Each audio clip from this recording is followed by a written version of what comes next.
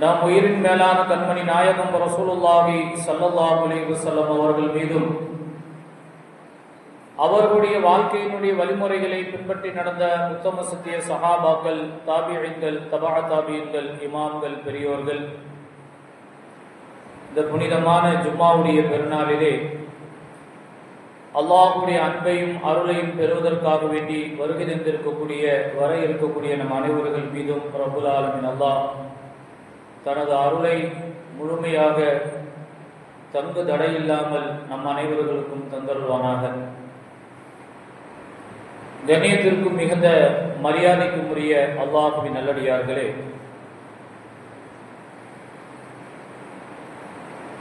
மனிதனுடைய வாழ்க்கை ஒரு குறிப்பிட்ட எல்லையில் நிறைவேறக்கூடியதாக இருக்கின்றது. பெருமானார் ரசூலுல்லாஹி கரீம் ஸல்லல்லாஹு அலைஹி வஸல்லம் அவர்கள் சொன்னார்கள், அஅமார் உம்மதி மா பைன 60 வ 70. என்னுடைய சமுதாயத்தினுடைய ஆயுள் காலங்கள் 60க்கும் 70க்கும் மத்தியிலே இருக்கின்றது என்று நபிகளார் சொன்னார்கள்.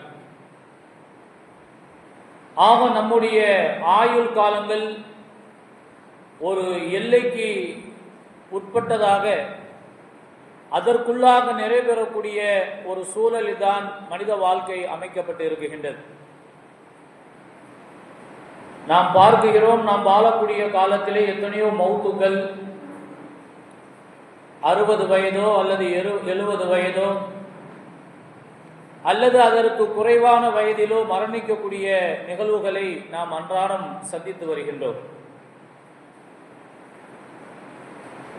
எல்லோருமே மௌத்தை நிச்சயமாக சந்தித்தே ஆக வேண்டும். இதை நம்பித்தான் நம்முடைய வாழ்க்கையை நாம் நகர்த்தி கொண்டு இருக்கின்றோம். அந்த நம்பிக்கையோடு தான் நாம் வாழ்ந்து கொண்டு இருக்கின்றோம். இந்த உலக வாழ்விற்கும் யௌமுல் கியாமாவிற்கு பிறகு நிரந்தரமான உலகமான மறு உலக வாழ்க்கைக்கும் இடைப்பட்ட ஒரு வாழ்க்கை இருக்கின்றது. அந்த வாழ்க்கை தான் கபருடைய வாழ்க்கை, மன்னரையினுடைய வாழ்வு. மன்னரையினுடைய வாழ்க்கை இருக்கின்றதே, அதிலே நிறைய மர்மங்கள் அதிலே நிறைந்து இருக்குகின்றது. பெரியோர்களே, சகோதரர்கள், இன்றைய விஞ்ஞானம் எத்தனையோ கண்டுபிடிப்புகளை கண்டுபிடித்து மனித சமூகத்திற்கு அதை பயன்பாட்டிற்கு விட்டு இருக்குகின்றது. பூமிக்கு கீழாக எத்தனையோ அடியிலே கேஸ் இருக்குகின்றது என்று கண்டுபிடித்து இன்றைய விஞ்ஞானம் அதை சொல்லிக் கொண்டு இருக்குகின்றது. பூமிக்கு கீழே இத்தனை அடியில் பெட்ரோல் இருக்குகின்றது என்று இன்றைய விஞ்ஞானம் சொன்னது. கச்சா எண்ணெய் இருக்குகின்றது, தங்கம் இருக்குகின்றது என்று இன்றைய விஞ்ஞானம் அதை கண்டுபிடித்து அதையெல்லாம் மக்கள் இன்று தன்னுடைய வாழ்நாளில் பயன்படுத்தக்கூடிய ஒரு சூழலை பார்க்க முடிகின்றது. இப்படி விஞ்ஞானங்கள் வளர்ந்திருக்கக்கூடிய இந்த காலகட்டத்திலே மண்ணறையிலே என்ன நடக்குகின்றது என்று யாராவது கண்டுபிடித்து சொன்னவர்கள் உண்டா? சொல்லத்தான் முடியுமா? யாராவது மண்ணறையை சந்தித்து அதில் இன்ன காட்சிகள் நடைபெறுகின்றது என்று சொன்னவர்கள் இருக்கின்றார்களா?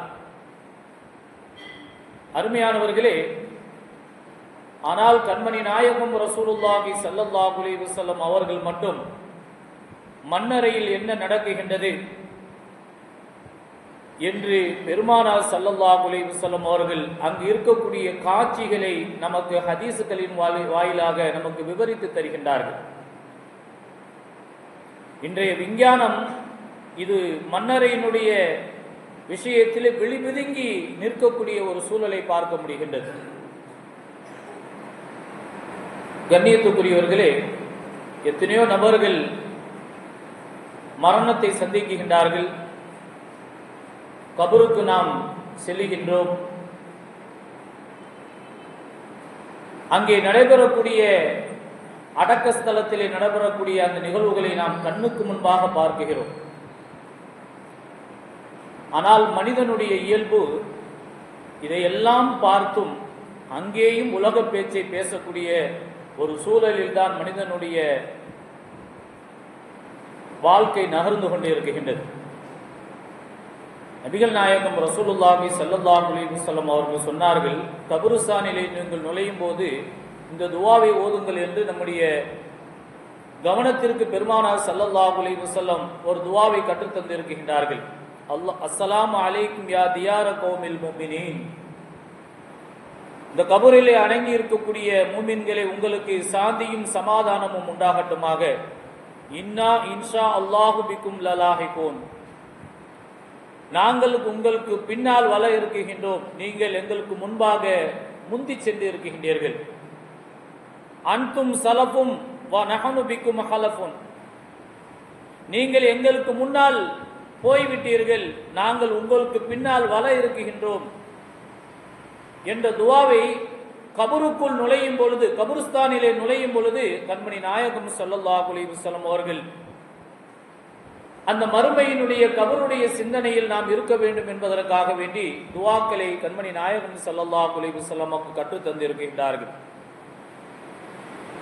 நம்முடைய மௌத்துக்கு பிறகு நம்முடைய இருப்பு என்ன? கண்ணியத்துக்குரியவர்களே, கபூரிலே நம்முடைய வாழ்க்கை எப்படி இருக்கும் என்பதை கொஞ்சம் சிந்தித்து பாருங்கள். நாம் செய்யக்கூடிய செயல்களையும் கொஞ்சம் சிந்தனைக்கு கொண்டு வாருங்கள். நபிகள் நாயகம் ரசூலுல்லாஹி ஸல்லல்லாஹு அலைஹி வஸல்லம் அவர்கள் சொன்னார்கள், மன்னரைக்கு நீங்கள் செல்லுங்கள், அந்த மன்னரையை நீங்கள் ஜியாரத்து செய்யுங்கள். ஏனென்று சொன்னால் துதக்கிருல் ஆஹிரா, மறுமையை அது உங்களுக்கு நினைவுபடுத்தும் என்று பெருமானார் ஸல்லல்லாஹு அலைஹி வஸல்லம் அவர்கள் சொன்னார்கள். கபருஸ்தானுக்கு சென்றால் இவர்கள் முந்தி சென்று இருக்கின்றார்கள், நமக்கும் இது போன்ற நிலைதான் என்று அந்த கபருடைய மறுமையினுடைய சிந்தனை உங்களுக்கு வரும். எனவே நீங்கள் மன்னரைக்கு சென்று ஜியாரத்து செய்யுங்கள் என்று கண்மணி நாயகம் ரசூலுல்லாஹி ஸல்லல்லாஹு அலைஹி வஸல்லம் அவர்கள் சொல்லி இருக்கின்றார்கள். 4 ஹலீஃபாக்களில் உஸ்மானுல் கனி ரலியல்லாஹு தஆலா அன்ஹு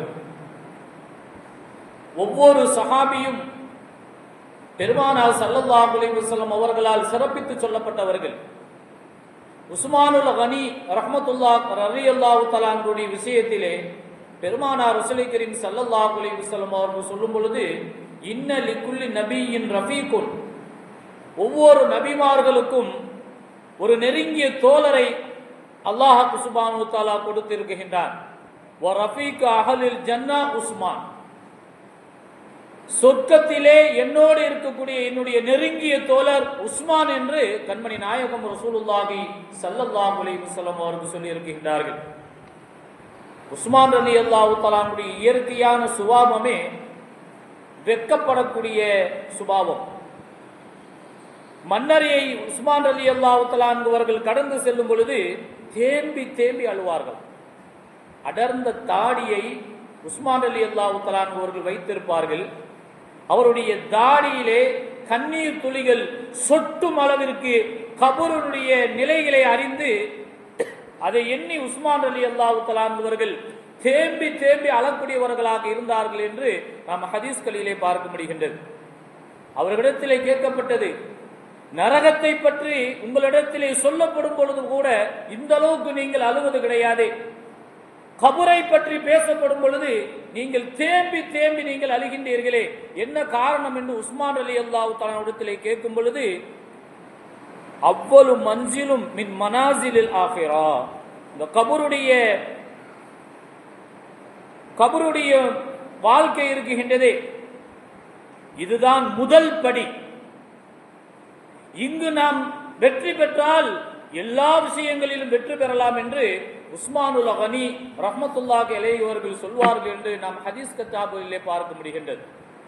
ஆக அந்த அளவிற்கு கபரை பார்த்தால் மன்னரையை பார்த்தால் தேம்பி தேம்பி அழக்கூடியவர்களாக உஸ்மானுல் கனி ரலியல்லாஹு தஆலா அன்ஹு அவர்கள் இருந்திருக்கின்றார்கள் என்று அவருடைய வரலாறுகளிலே நாம் பார்க்க முடிகின்றது. குர்ஆனிலே ரப்புல் ஆலமீன் அல்லாஹ் சொல்லும் பொழுது குல்லு நஃப்ஸின் தாயிகத்துல் மௌத், எல்லோருக்குமே மௌத்தை அவர்கள் அனுபவித்துத்தான் ஆக வேண்டும். எல்லா ஆத்மாவும் மௌத்தை சுவைத்துத்தான் ஆக வேண்டும். அதிலிருந்து யாரும் தப்ப முடியாது. கண்ணியத்துக்குரியவர்களே, இதை நாம் நம்பித்தான் இந்த உலகத்திலே நாம் வாழ்ந்து கொண்டிருக்கின்றோம். இந்த மண்ணறையை நாம் எப்படி மனவறையாக மாற்றுவது? மனவறையாக மாற்றுவது எப்படி? அருமையானவர்களே, பெருமானார் ரசூலை கரீம் ஸல்லல்லாஹு அலைஹி வஸல்லம் அவர்கள் ஒரு ஹதீஸை அறிவிக்கின்றார்கள். ஒரு அடியானை கபூரிலே அடக்கம் செய்யப்பட்டதற்கு பிறகு அவரிடத்திலே அந்த கபூர் பேசுமா, அமா இன் குந்த அஹப்பு மயம்ஷி அலா லஹரி, இந்த பூமியின் மேலே நடந்தவர்களில் எனக்கு மிகவும் பிடித்தவர் நீங்கள் தான். நல்லமல்கள் செய்து அல்லாஹ்வுக்கு பொருத்தமான வழியிலே நடந்த அந்த சாலிஹான மரணித்தவருடைய விஷயத்திலே அந்த மன்னரை பேசுமாம், பூமியிலே நடந்தவர்களில் எனக்கு மிகவும் பிடித்தமானவர்கள் நீங்கள். இப்பொழுது என்னுடைய கவனிப்பை உபசரிப்பை நீங்கள் பாருங்கள் என்று அந்த நல்ல சாலிஹான அடியாரிடத்திலே கபூர் பேசுமா. அருமையானவர்களே, அந்த சாலிஹான மரணித்த மனிதர் அவருடைய கண் பார்வை எந்த அளவு தூரம் போகின்றதோ அவ்வளவு தூரம் அவருடைய கபூர் விசாலமாகும். சொர்க்க வாசல்களில் ஒரு வாசல் திறக்கப்பட்டு அதிலிருந்து நறுமணங்கள் வீசும். அங்குள்ள எல்லா சுகங்களையும் அவர் கபூரிலேயே அனுபவிப்பார் என்று கண்மணி நாயகம் ஸல்லல்லாஹு அலைஹி வஸல்லம் அவர்கள் சொல்வார். அது சாலிஹான நல்லமல்கள் செய்து இந்த உலகத்திலே வாழ்ந்தவரை கபூர் வரவேற்று அவருக்கு உபகாரம் செய்யக்கூடியதாக இருக்கின்றது. அது மட்டுமல்ல, கபூர் அவரை எந்த அளவுக்கு வரவேற்கும் என்று ஹதீஸ்களில் நாம் பார்க்கக்கூடிய நேரத்திலே நம் கனௌமத்தில் அரூஷ், அந்த சாலிஹான அடியார் இடத்திலே கபூர் சொல்லுமாம், நீங்கள் தூங்குங்கள், புது மாப்பிள்ளையை போன்று நீங்கள் தூங்குங்கள். அல்லாஹ் அந்த பாக்கியத்தை நம் அனைவர்களுக்கும் தந்தருவானாக. நீங்கள் புது மாப்பிள்ளையை போன்று நீங்கள் தூங்குங்கள் என்று கபூர் அந்த சாலிஹான அடியார் இடத்திலே சொல்லுமா. புது மாப்பிள்ளையினுடைய முதல் இரவு எந்த அளவு அவருடைய கனவுகள் இருக்கும், கற்பனைகள் இருக்கும், அந்த இரவு அவருக்கு எவ்வளவு சுகபோகமாக கழியும். ஆக சாலிஹான அமலை செய்த ஒரு நல்லடியார் கபூரில் அடக்கப்பட்டதும் புது மாப்பிளை தூங்குவதை போன்று நீங்கள் தூங்குங்கள் என்று கபூர் அவரிடத்திலே பேசும் என்று பெருமானார் ஸல்லல்லாஹு அலைஹி வஸல்லம் அவர்கள் சொன்னார்கள். வைதா துஃபினல் அப்து ஃபாஜிர், அதே நேரத்திலே பாவத்திலே தன்னுடைய வாழ்நாட்களை கழித்தவர், அவருடைய விஷயத்திலும் கபூர் பேசுமாம், லா மர்ஹபம் வலா அஹ்லா, அவரிடத்திலே கபூர் பேசுமாம், உனக்கு எந்த வரவேற்பும் கிடையாது, எந்த உபசரிப்பும் கிடையாது.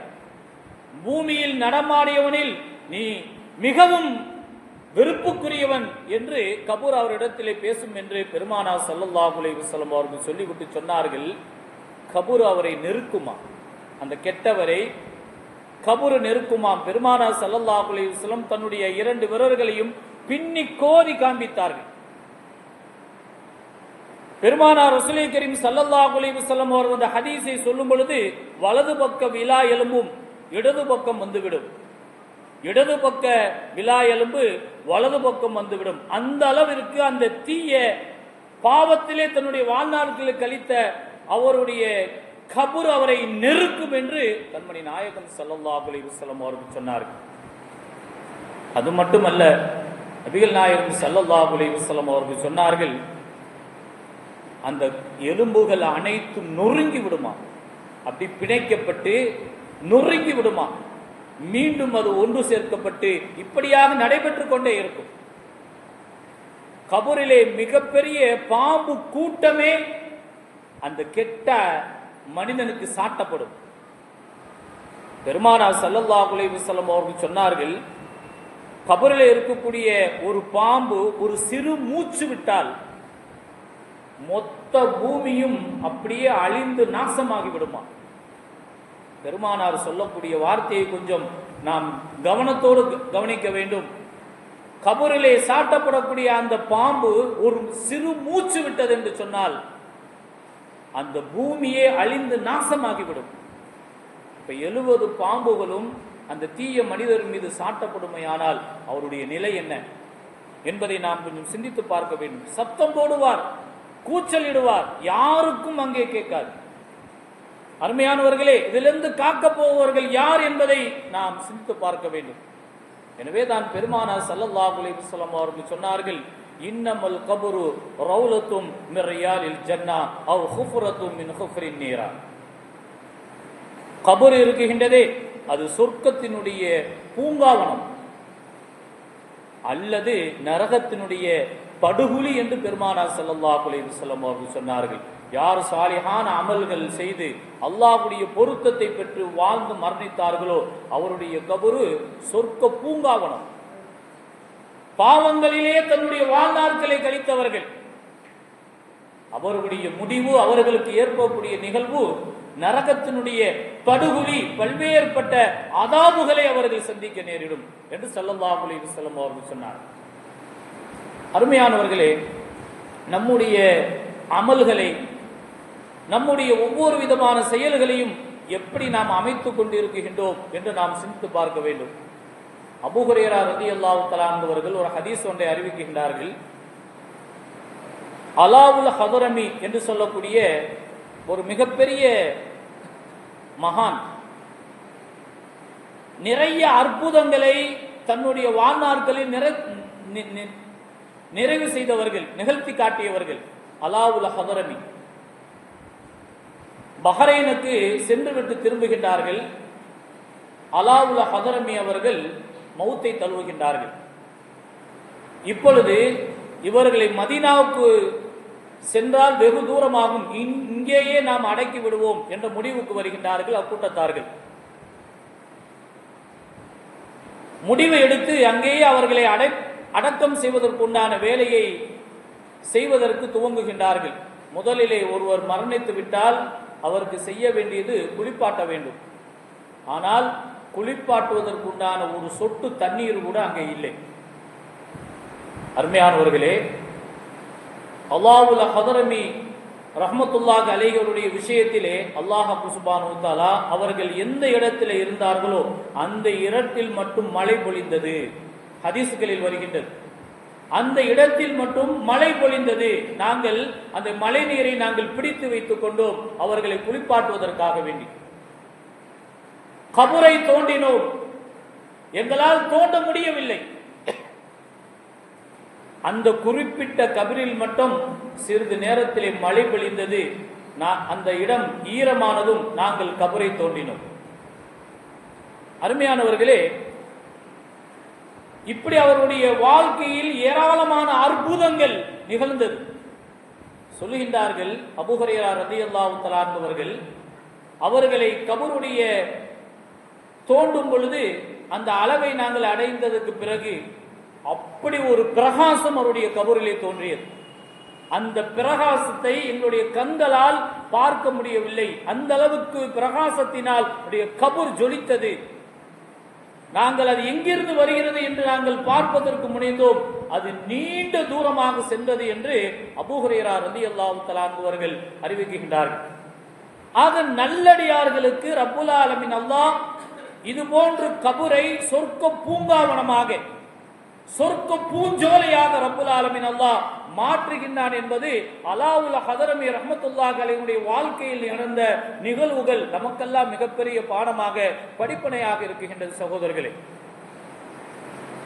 அப்பொழுது அங்கு இருக்கக்கூடிய கூட்டத்தார்கள், ரப்பே, இவர் உனது நல்லடியார் என நீ காண்பிக்கின்றாய், நாங்கள் புரிந்து கொண்டோம், உன்னுடைய உபசரிப்பு இப்படித்தான் இருக்கும் என்பதையும் நாங்கள் தெரிந்து கொண்டோம் என்று அந்த கூட்டத்தாருக்கு சொன்னதார்கள் என்று ஹதீஸ்களிலே வருகின்றது. ஆக நல்லடியார்களை ரப்புல் ஆலமீன் அல்லாஹ் புரிந்து கொண்டு அவர்களுக்கு இவருடைய கபருடைய வாழ்க்கையை மிக சுபிச்சமாக, வெளிச்சமான, பூங்காவனமான வாழ்க்கையை ரப்புல் ஆலமீன் அல்லாஹ் தருகிறார். உலக வாழ்விற்கும் நாளை ஆகிரத்து வாழ்க்கைக்கும் இடையிலே நடைபெறக்கூடிய இந்த மன்னரை வாழ்க்கை நமக்கு மனவரையாக மாற வேண்டும். அதற்கு பெருமானார் ஸல்லல்லாஹு அலைஹி வஸல்லம் அவர்கள் ஒரு 8 விஷயங்களை நமக்கு சொல்லித் தருகின்றார்கள். 4 விஷயங்களை நீங்கள் செய்யுங்கள், 4 விஷயங்களை நீங்கள் செய்யாதீர்கள். அப்படி நீங்கள் நடந்தால் உங்களுடைய மன்னரை மனவரையாக மாறும் என்று கண்மணி நாயகம் ரசூலுல்லாஹி ஸல்லல்லாஹு அலைஹி வஸல்லம் அவர்கள் சொன்னார்கள். செய்ய வேண்டிய 4 விஷயங்கள்: 1, தொழுகையில் பேணுதல் மிக்கவர்களாக இருக்க வேண்டும். தொழுகையை தவற விடாமல் இமாம் ஜமாத்தோடு ஐங்கால தொழுகையை பேணுதலாக தொழுக வரக்கூடியவர்களுக்கு அவருடைய கபரு மனவரையாக மாறும் என்று ஸல்லல்லாஹு அலைஹி வஸல்லம் அவர்கள் சொன்னார்கள். 2வதாக, அதிகமாக தான தர்மங்கள் செய்யுங்கள். அதிகம் நீங்கள் தானம் தர்மம் செய்யும் பொழுது உங்களுடைய மன்னரை மனவரையாக மாறும் என்றார்கள். 3வது, அல் குர்ஆன் ஷரீஃபை நீங்கள் அதிகமாக ஓதுங்கள். அதிகமாக குர்ஆன் ஷரீஃபை நீங்கள் ஓதும் பொழுது உங்களுடைய மன்னரை மனவரையாக மாறும் என்றார்கள் கண்மணி நாயகம் ரசூலுல்லாஹி ஸல்லல்லாஹு அலைஹி வஸல்லம். 4வதாக, அதிகம் நீங்கள் திக்ரு செய்யுங்கள். அல்லாஹ்வுடைய தியானத்தில் நீங்கள் இருங்கள். உங்களுடைய மன்னரை மனவரையாக மாறும் என்று கண்மணி நாயகம் ஸல்லல்லாஹு அலைஹி வஸல்லம் அவர்கள் சொன்னார்கள். செய்யக்கூடாத 4 விஷயங்கள். இதை நீங்கள் தவிர்த்து வாழும் பொழுது உங்களுடைய மன்னரை மனவரையாக மாறும். அதில் முதலாவது, எக்காலகட்டத்திலும் எந்த சூழ்நிலைகளிலும் நீங்கள் பொய் சொல்லக்கூடாது என்றார்கள் ஸல்லல்லாஹு அலைஹி வஸல்லம். அல் கித்பு யாக்குல் ஈமான். பொய் இருக்குகின்றதே உங்களுடைய ஈமானையே அது இல்லாமல் ஆக்கிவிடும். நீங்கள் பொய் பேசாமல் இந்த உலகத்தில் முடிவு வரை நீங்கள் வாழும் பொழுது உங்களுடைய கபருடைய வாழ்க்கை மனவரையாக மாறும் என்றார்கள் ஸல்லல்லாஹு அலைஹி வஸல்லம். 2வதாக ஸல்லல்லாஹு அலைஹி வஸல்லம் அவர்கள் சொன்னார்கள், எக்கால கட்டத்திலும் யாருக்கும் நீங்கள் நம்பிக்கை மோசடி செய்யாதீர்கள். நம்பிக்கை மோசடி நீங்கள் செய்யாதீர்கள். அப்படி நீங்கள் வாழும் பொழுது உங்களுடைய மன்னரை மனவரையாக மாறும். கபரத்துல் ஹியானத துஹத்திஸு அஹாக ஹதீஸா வலக பிஹா முஸத்திகும் வ அன்த லகு பிஹி காதிபுன். நபிகள் நாயகம் ஸல்லல்லாஹு அலைஹி வஸல்லம் அவர்கள் சொன்னார்கள், ஒரு செய்தியை உனது நண்பரிடம் சொல்லி அதை அவர் நம்புகிறார், ஆனால் பேசியது எல்லாம் பொய். அது மிகப்பெரிய பாவம். இது போன்ற நம்பிக்கை மோசடி செய்வது இருக்குகின்றதே, இதை தவிர்த்து வாழுங்கள். அப்படி நீங்கள் தவிர்த்து வாழும் பொழுது உங்களுடைய மன்னரை மனவரையாக மாறும் என்றார்கள் பெருமானார் ஸல்லல்லாஹு அலைஹி வஸல்லம். இப்னு அப்பாஸ் ரலியல்லாஹு தஆலா அவர்களிடத்திலே ஒரு வழக்கு ஒன்று வருகின்றது. ஒரு கூட்டத்தார்கள் ஹஜ்ஜுக்கு போகின்றார்கள்.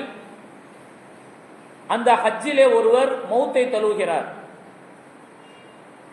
இப்ப அவருக்காக வேண்டி குழி தோண்டப்படுகின்றது. குழியை தோண்டினால் அந்த கபரிலே கருநாகம் வருகின்றது. அந்த கபரை விட்டு அடுத்த குழியை தோண்டுகின்றார்கள். அந்த கபரிலும் கருநாகம் வருகின்றது. அதை விட்டு அடுத்த கபரை தோண்டுகின்றார்கள். அங்கேயும் கருநாகம் வருகின்றது. இப்னு அப்பாஸ் ரலியல்லாஹு தஆலா இடத்திலே இது போன்ற நிகழ்வு, அவருக்கு கபரை தோண்டும் பொழுது கருநாகம் வருகின்றதே, நாங்கள் என்ன செய்வது என்ற வழக்கு அவர்களிடத்திலே வரும் பொழுது இப்னு அப்பாஸ் ரலியல்லாஹு தஆலா அவர்கள், ஏதாவது குழியிலே நீங்கள் அவரை அடக்கம் செய்து விடுங்கள். அதே போன்று அவர் அடக்கம் செய்யப்படுகிறார். அருமையானவர்களே, இப்னு அப்பாஸ் ரலியல்லாஹு தஆலா அவர்கள் சொல்கின்றார்கள், பூமி முழுக்க நீங்கள் கபரை அவருக்காக வேண்டி நீங்கள் தோண்டினாலும் கருநாகம் வரத்தான் செய்யும் என்றார்கள் இப்னு அப்பாஸ் ரலியல்லாஹு தஆலா அவர்கள். ஹஜ் பயணத்தை முடித்துவிட்டு அந்த ஊரார்கள் அவர்களுடைய வீட்டுக்கு சென்று விசாரிக்கின்றார்கள். இவர்கள் என்ன செய்தார்கள் என்று கேட்கும் பொழுது, ஒரு வியாபாரம் செய்தார்கள். அந்த வியாபாரம் கோதுமை வியாபாரம். இந்த வியாபாரம் மக்களுக்கு அதை அளந்து கொடுப்பார்கள். நல்ல கோதுமையை வீட்டுக்கு எடுத்து வந்து கெட்ட கோதுமையை நல்ல கோதுமையோடு கலந்து அதை விற்பனை செய்வார்கள் என்று வீட்டார்கள் விளக்கம் சொல்கின்றார்கள்.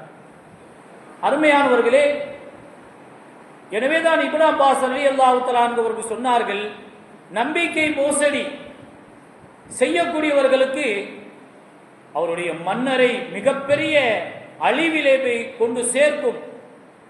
எனவேதான் பூமி முழுக்க நீ அவருக்காக நீங்கள் கபரை தோண்டினாலும் அந்த இடத்திலே கருணாக வரும் என்று இப்னு அப்பாஸ் ரலியல்லாஹு தஆலா அவர்கள் விளக்கம் கொடுத்ததாக நாம் பார்க்க முடிகின்றது. கண்ணியத்துக்குரிய பெரியோர்களே, செய்தோர் சகோதரர்களே, நாம் எப்படி இந்த உலகத்திலே நடக்குகின்றோமோ, அமல் செய்கின்றோமோ, அதுதான் நம்முடைய கபூரில் நடக்கக்கூடியதாக இருக்குகின்றது. நம்முடைய கபூரு நமக்கு பூங்காவனமா அல்லது நரகத்தினுடைய படுகொலியா என்பதை தீர்மானிப்பது நம்முடைய செயல்தான் இருக்குகின்றது என்பதை நாம் புரிந்து கொள்ள வேண்டும்.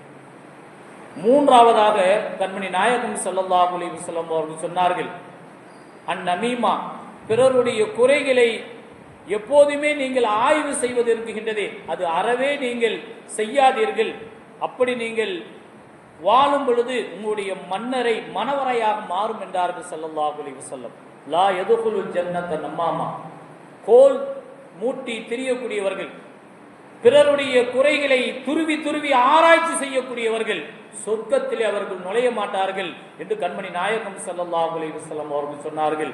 எனவே பிறருடைய குறைகளை ஆய்வு செய்து துருவி துருவி அவர்களை ஆய்வு செய்வது இருக்குகின்றதே, அது நரகத்திலே தள்ளிவிடும். அதிலிருந்து தவிர்ந்து கொள்வதற்கு ரப்புல் ஆலமீன் அல்லாஹ் நமக்கு தௌஃபீக் செய்வானாக. நான்காவதாக ஸல்லல்லாஹு அலைஹி வஸல்லம் அவர்கள் சொன்னார்கள், சிறுநீர் கழிக்கக்கூடிய விஷயத்திலே அதிக கவனத்தோடு நீங்கள் இருங்கள். அதில் மிகவும் கவனமாக இருக்கும் பொழுது உங்களுடைய மன்னரை மனவரையாக மாறும் என்றார்கள் ஸல்லல்லாஹு அலைஹி வஸல்லம்.